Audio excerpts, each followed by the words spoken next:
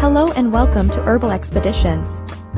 As we dive deep into the world of herbs and aromatherapy, our host certified aromatherapist Ms. Shunda Bertrand, she is passionate about sharing her knowledge and expertise with herbal enthusiasts like you. Whether you're a seasoned gardener or just starting out, we'll guide you through the process of planting, growing, and preparing your own herbs. And when it comes to aromatherapy, Shunda will help you discover the incredible benefits of using essential oils for your mind, body, and soul. So tune in and let's embark on this herbal adventure together.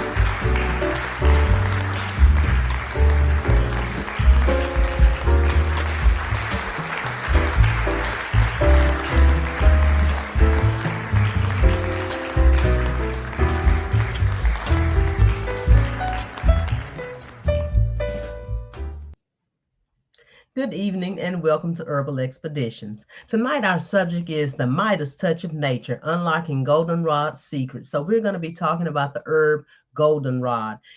Before I started to study herbalism, I was not familiar with this herb, and I decided that would be tonight's subject because goldenrod is in bloom right now, and I'm seeing it all over as I drive by different fields. And so I thought that might be a great subject for us to approach tonight. But let me give my disclaimer before we jump into it. I am not a licensed healthcare professional. Information that you receive here are for educational purposes only, based on my personal experience and training. On this channel, we do not treat, cure, or diagnose. You are strongly encouraged to do your own research on the topics discussed here. As always, you are advised to discuss any new herbal regimen with your doctor, especially if you are pregnant, nursing, or taking any prescription medication. So I like to get started with a cute or a fun quote. And tonight's quote is, "Amid the wild fields, goldenrod rises like the last flame of summer before autumn's hush." And that is just so very true. For me, goldenrod is kind of like a reminder that autumn is just around the corner, because it usually blooms in late July, August, something like that. And just depending on the season determines how long it stays around. But lately I've been seeing goldenrod as I look across the fields. And the thing that's ironic to me is that this year is not as plentiful as it was last year. But let me give you a few fun facts about goldenrod. Goldenrod is native to North America with over 100 species. In some cultures, it is considered a symbol of good luck and prosperity. Its name comes from its stiff stem, rod, and bright yellow blooms, golden. The flowers, leaves, and young shoots of goldenrod are edible and can be used in teas or added to salads and soups. Now, we're going to dive right into talking about how goldenrod affects the body or the body systems. Typically, goldenrod will have an affinity for the respiratory system, affecting lungs, nose, throat, and your airways or your bronchi. Sometimes it can be used as making a boil and then using it as a gargle for your throat.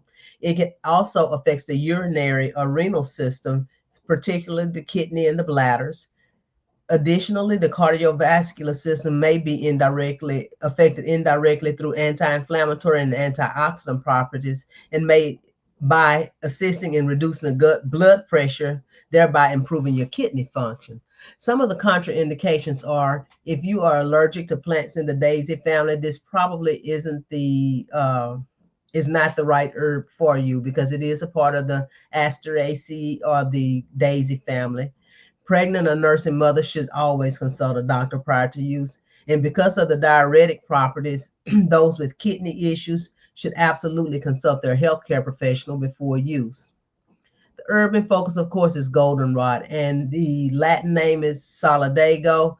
There are many different species of goldenrod, and as I stated before, it's part of the Asteraceae family or the daisy family. Some of the actions in the body are anti-inflammatory. It is also antioxidant. It is a diuretic, meaning it stimulates the kidneys to increase urine flow. This may reduce water retention.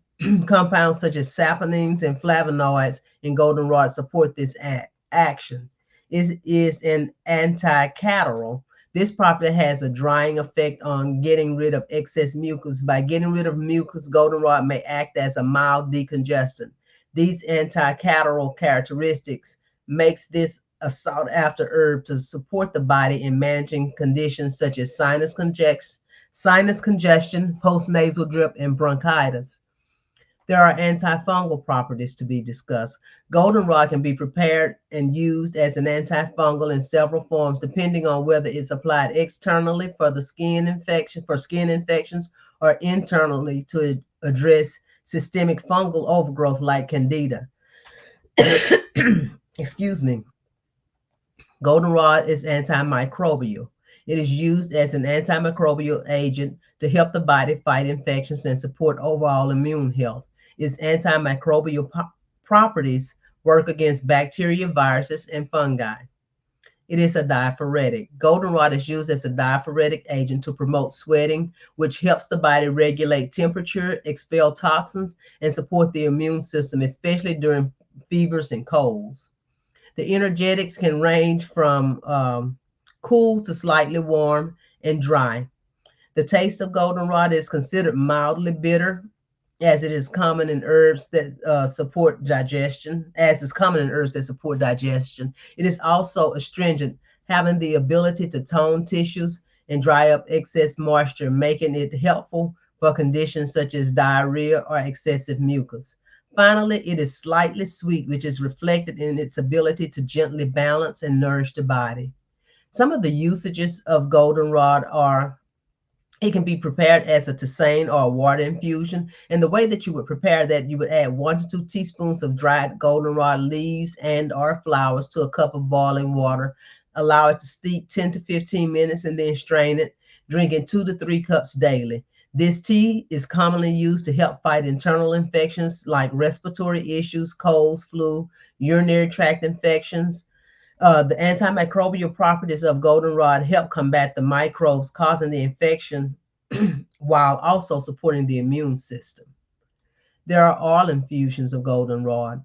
If you want an oil infusion, you would take goldenrod and you would infuse the flowers or leaves or both in a carrier oil like olive oil or possibly jojoba oil by placing them in a jar and covering them with the oil, letting it sit in a sunny spot for 4 to 6 weeks, shaking it daily. Then you would, after 4 to 6 weeks, you would strain the oil and apply it directly to fungal affected skin, or use it to make a salve by mixing it with beeswax. This method is great for fungal skin infections, as the oil acts as both a treatment and a skin soother. Another way to prepare goldenrod would be in a tincture form. And with a tincture, you would fill a jar with dried goldenrod flowers and cover that with high proof alcohol, minimum of 40 proof. You may use vodka or brandy. You'll seal the jar, store it in a dark place for 4 to 6 weeks, shaking it daily. Strain and store the tincture in a dark bottle. And this is for internal use. You would take 20 to 40 drops in water or juice 2 to 3 times daily. Some people sometimes choose to put it directly under their tongue, but tinctures are very strong. I just would advise, or you can be advised, that it is a very strong tasting and acting medicine. But sometimes when people want quick relief, they'll drop it under the tongue and hold it for about 30 seconds and then swallow it to get a quicker action. For external use, you can apply this diluted tincture directly to the skin using a cotton ball or a clean cloth. Internally, a tincture might help to fight systemic infections such as respiratory infections or UTIs. Externally, it can be applied to cuts, wounds, or minor skin infections to prevent bacterial growth and promote healing. If you'd like to use goldenrod topically, you can brew a large batch of strong goldenrod tea, 2 to 3 cups of goldenrod into 1 cup of boiling water. And you could add this infusion to a warm bath and soak in it for 20 to 30 minutes if you're having some skin issues. The Native Americans use goldenrod quite a bit for the topical use. A goldenrod bath can help with skin infections, rashes, and minor irritations, as well as provide a soothing effect for the body, promoting detoxification and supporting the immune system. You can brew a strong infusion by steeping 2 to 3 tablespoons of goldenrod in a cup of boiling water for 20 to 30 minutes. Let that cool, and then soak a clean cloth with this mixture or a cotton ball in this infusion and apply it directly to the affected skin if you want to use it as a compress. This is effective for treating fungal skin infections like athlete's feet, ringworm, or yeast infections. The antifungal and astringent properties of goldenrod help kill the fungus and dry out the affected area. When it comes to the gardening,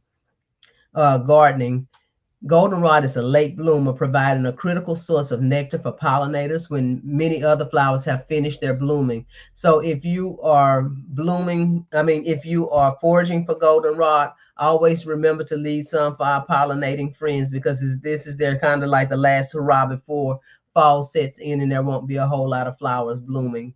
And so you don't want to over harvest goldenrod.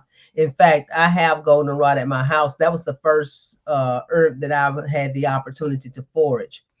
Also in the garden, goldenrod helps to improve soil health by fixing nitrogen, making it beneficial in natural ecosystems and gardens. I have here with me a bottle of tincture. And I thought I'd share with you guys tonight how, let's see, I label my bottles. And I'm just putting this for you to see. You'll notice that I put it in a dark amber bottle, because when you're making natural medicine, it's good to use a dark amber bottle to keep out light. But some of the things that I do when I am making my homemade medicines that I use for me and my family, I'll place it in a dark amber bottle. And then on there, I will always put the title goldenrod. Like on here, I have goldenrod tincture, and then I have the ingredients. I use Saladago canadensis.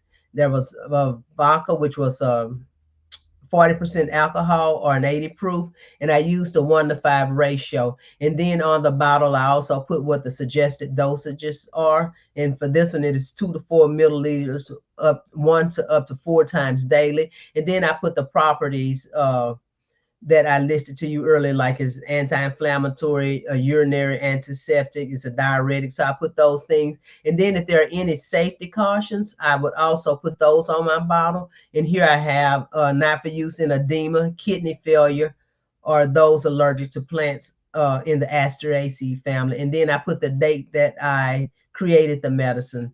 And so that is usually how I will label my homemade medicine when I make those things for my family. I do have a video. I'm not sure if we're prepared to show that tonight on the other end with my producer, but I was going to start it at about the 5-minute mark, because it's a lengthy video, but it's showing me making some goldenrod infused oil. And earlier I talked about using making a tincture and letting it sit 4 to 6 weeks. But there is a way that you can shorten that method. And instead of letting it sit 4 to 6 weeks, I used an Instapot. And in the Instapot, it only needed to infuse for about a day. And so if we have that available, I'm going to try to share that with you tonight, and then we'll wrap things up.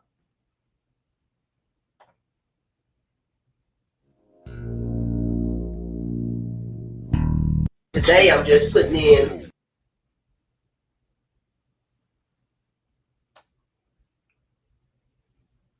we used about 1 ounce of vodka on our goldenrod. There's something that's a little different here. When I left you, I had 1 jar. Now I have 2. I decided that I'd like to experiment with using half of the plant matter with olive oil. So half of the goldenrod is going to be steeped in olive oil or infused with olive oil, and the other half is going to be infused with jojoba oil. Personally, I like jojoba oil better, but I figured I'd like to do an experiment and see which one I think works better with the goldenrod. But for this second part of the process, we are going to need a measuring cup so that you can measure the oil that you're going to be putting in. Of course, your mason jar, which you already had, a Sharpie or something to write with, some labels so that you can label your jars, because it's easy to get mixed up and confused and not know what was in those jars, because after we sleep a few times, we lose it. I have some cheesecloth for when I strain, and a straining basket. Additionally, I have coffee filters that I'm going to cover this with to make sure no dust or debris gets down into my jars while they are in the Instapot. Also, we're going to be using the Instapot so that we can do a quick infusion method This is going to take about 4 hours for it to infuse. I am going to be using my Instapot on a yogurt setting. If you don't have an Instapot, you could possibly use a crock pot, but if you're using a crock pot, I would recommend that you would fold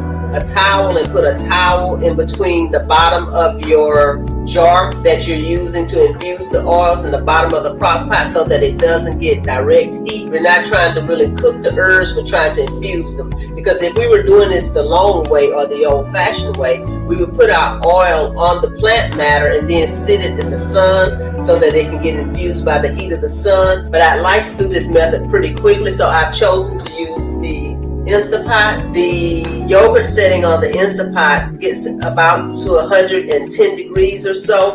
That'll be just right.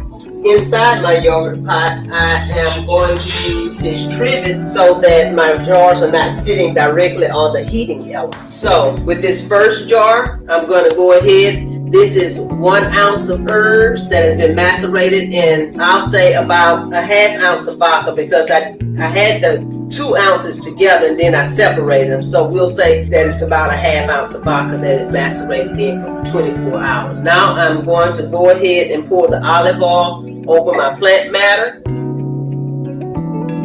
This is about 8 ounces of olive oil. And then on this side, I have about 8 ounces of jojoba oil. Now I'm going to pour this over the plant matter.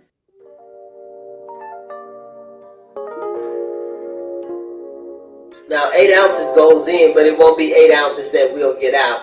Of course, the dried plant matter is going to soak up part of the oil, and then when we strain it out, we'll lose a little bit in that process. It'll be interesting to see how much we end up with. Now, before I take these and put them in the Instapot, I want to make sure that the oil is gone through. So I think I will get a spoon just to ensure that the oil has gone through. I don't want any cross-contamination, so I use a different spoon with each of the jars of herbs. I just want to make sure that my plant matter has oil on it. It's soaked up quite a bit already. We'll see how this works out. This is my first time doing it. As I said, we're going on this herbal journey together. I would love to hear about your experiences if you're doing this along with me. Or if you've done it before and you just happen to be watching, please let me know what your experience was like when you infused some goldenrod. I can't wait to make a salve with this, because this is supposed to be extremely skin healing, good for wounds and that kind of thing.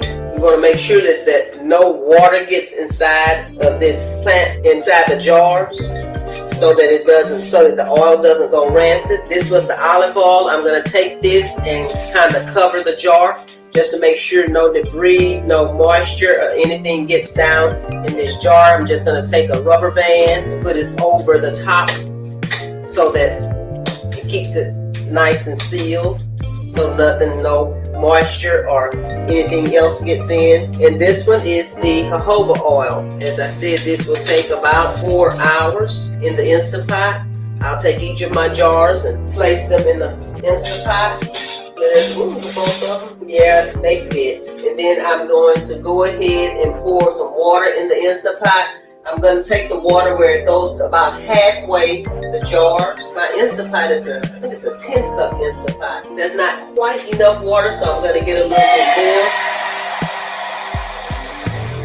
As stated earlier, I'm going to use this on a yogurt setting, so I'll start. That's 7. I don't want it that much time, so I'll go less, 4 minutes. That sound lets me know it's gotten started. I'll see you back in about 4 hours, and then we'll be able to decant this and get it into clean mason jars. So I have my strainer prepared to strain it out, along with some cheesecloth. See you back in 4 hours.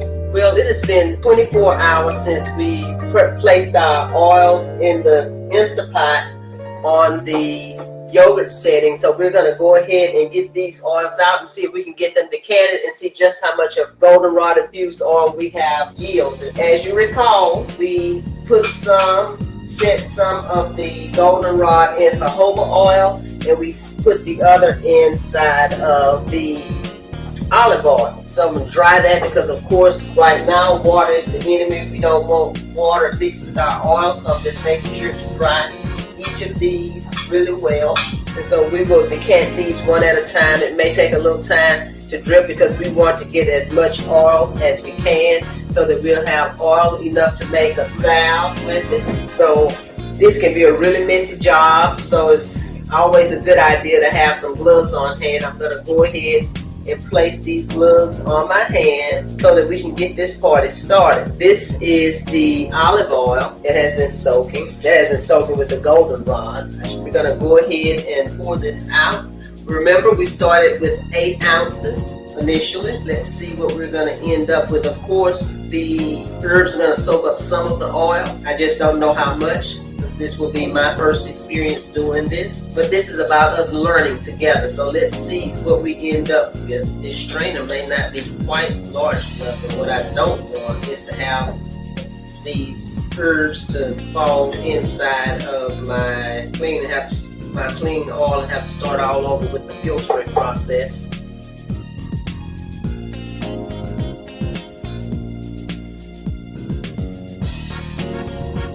It's quite the messy job. Hopefully we'll get really clean oil and not have to do a second filter. It smells very nice. Trying not to lose any. About a messy job. My apologies for the abrupt ending, but the camera died. I have pictures of the finished product and a list of ingredients and supplies. If you found this video educational or... Well, as you saw, I did that goldenrod infused oil, and I think, if memory serves me correctly, because it's been a while since I recorded that video, I think I ended up with about 6 ounces of each. And for the record, I did prefer the jojoba oil. However, jojoba oil is more expensive than olive oil, and usually you can get organic olive oil just about anywhere, whereas jojoba oil is not as easy to find, and either will work just fine. I did end up using some of the infused oil to make a salve for my daughter who has eczema, and she really enjoyed using the salve. But goldenrod is a very interesting plant. It can be helpful for many different ailments. It can be supportive in many different ways. I suggest that you all try to explore it if you have that opportunity. And the funny thing is, since I've been in herbalism, my husband will see some golden plants on the side of the road, and he'll be like, "Is that goldenrod? Is that the one that you're always looking for?" But it has really been a fun expedition. In fact, I think that was actually last fall, when I recorded that video and picked the goldenrod, or foraged for the goldenrod. And so it's just been really interesting to see. Last year was just so plentiful, and this year I haven't seen as much. I've seen it, but not as much around. But if you have any questions, please don't hesitate to drop them in the chat. Here are a couple of pictures of the goldenrod when I was out in the community foraging for it. As you can see, it was quite a bit, and the flowers are just really gorgeous when you see them. It's almost like they're waving at you from across the road. You can just see them showing. So if you have any questions in regards to goldenrod that you'd like answered, please don't hesitate to drop them in the chat or reach out to me. I enjoy talking about herbs, and I'd love to help you along your herbal journey. Please tune in next week on Thursday at 7 o'clock so that we can have fun and do it all over again. Thank you so much for tuning in tonight.